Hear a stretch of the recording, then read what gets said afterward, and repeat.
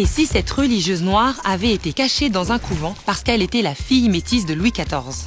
Il ne fallait pas qu'on puisse laisser croire qu'elle pouvait avoir un droit au trône. Potentielle princesse même si illégitime, cette jeune femme vivait cloîtrée à l'abri des regards avant d'être mystérieusement effacée des archives.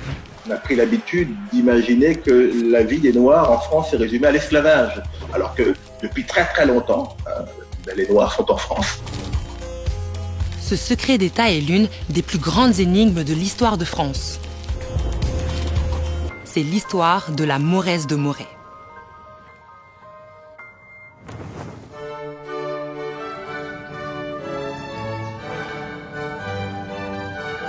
« 15 octobre 1695. La cour célèbre avec faste la prise de voile d'une jeune bénédictine dans le modeste couvent de Moret-sur-Loing, à quelques kilomètres de Fontainebleau. Elle est noire, d'où son surnom de Mauresse, terme que l'on donne à toutes les personnes à la peau foncée depuis la Renaissance. Mais contre toute attente, Louis XIV lui octroie une pension faramineuse à vie sans que personne n'en connaisse la raison. Et c'est d'autant plus surprenant parce qu'à la même période, Sa Majesté souscrivait à la mise en esclavage des Africains en promulguant le Code noir. Qui est-elle ? Et pourquoi une simple nonne est-elle traitée avec les plus grands égards, telle une haute personnalité du royaume ? On n'a pas de détails sur la vie de la Mauresse de façon abondante. Elle avait souvent l'habitude de dire, au moment où il y avait le corps qui soignait quelque part, « Tiens, c'est mon frère qui chasse », en parlant du fils du roi, donc le dauphin. Sa proximité avec la royauté détonne. Et pour signifier son entrée dans les ordres, elle opte pour une triple dénomination sans équivoque. Sœur Louise-Marie de Sainte-Thérèse. Les prénoms du monarque Louis XIV et de sa femme Marie-Thérèse d'Autriche. Et surtout, cette religieuse reçoit fréquemment des visites privées des plus hauts personnages du royaume. Coïncidence ? Elle savait pertinemment qu'elle était de sang royal. Maintenant, qu'elle soit la fille de Louis XIV ou de la reine Marie-Thérèse, on n'a jamais réussi vraiment à le savoir définitivement. C'est ce qui fait que les historiens disent que c'est une énigme de l'histoire de France. D'après la littérature, elle est la fille illégitime de Marie-Thérèse d'Autriche, reine de France et épouse de Louis XIV, née en 1664 d'une romance interdite avec son domestique noir, un page africain de petite taille surnommé Nabo.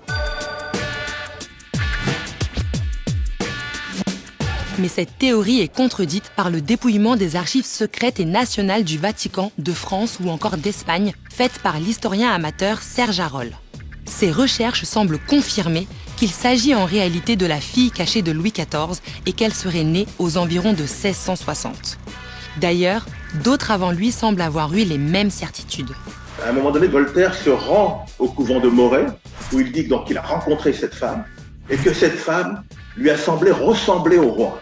Et c'est à partir de là qu'on a commencé aussi à échafauder l'hypothèse, comme quoi la Mauresse pouvait être la fille de Louis XIV. Comme Voltaire, le duc de Saint-Simon, l'historien officiel de la cour, qu'on appelle aussi l'espion de Versailles, est formel. Il écrit dans ses mémoires que la jeune femme a été placée au couvent pour étouffer le scandale provoqué par sa naissance. Et les notes de comptabilité royale, qui n'ont été retrouvées qu'en 2017, révèlent que le premier valet de chambre du roi, Alexandre Bontemps, a été généreusement indemnisé après plusieurs déplacements à Moret pour affaires concernant le service de Sa Majesté.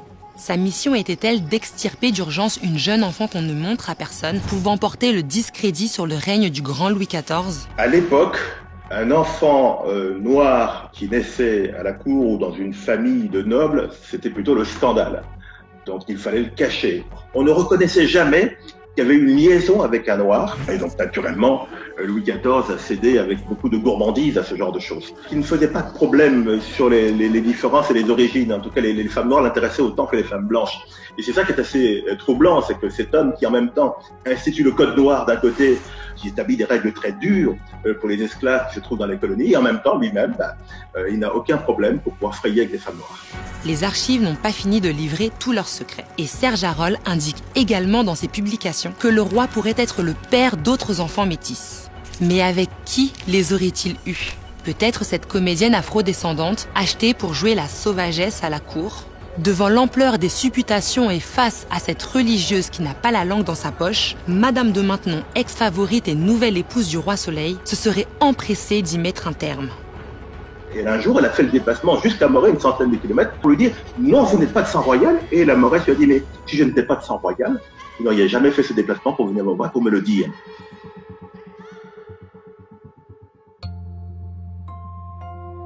Jusqu'en 1779, un portrait de l'énigmatique sœur Louise-Marie de Sainte-Thérèse, annoté au dos princesse noire religieuse à Moret, aurait orné le bureau de l'abbesse du prieuré.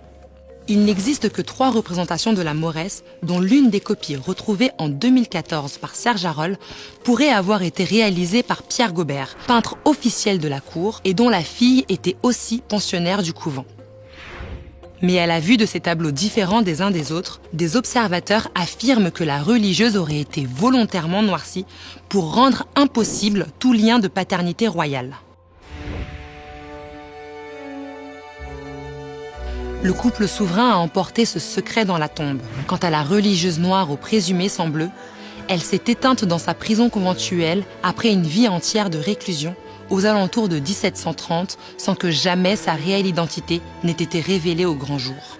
Tout ce qu'on sait en tout cas, c'est que pendant très longtemps, elle a porté ce prénom et qu'elle l'a changé au moment de la mort de Louis XIV. Là, donc, elle a cessé donc, de se faire appeler par Louis, comme si on a pensé qu'elle lui en voulait de ne pas s'être occupé davantage d'elle, d'avoir été abandonnée et d'être isolée. 400 ans après la mort de la mystérieuse bénédictine, un carton étiqueté papier concernant la mauresque, fille de Louis XIV, aurait bien pu aider les historiens à résoudre cette affaire d'État. Mais il a été retrouvé mystérieusement vidé de tout son contenu. Et personne ne sait aujourd'hui où la jeune femme a été enterrée.